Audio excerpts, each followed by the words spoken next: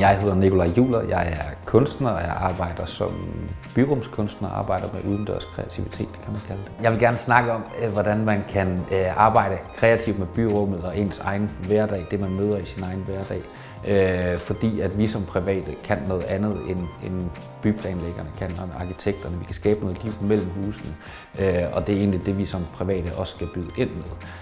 Og der vil jeg vise en masse gode eksempler.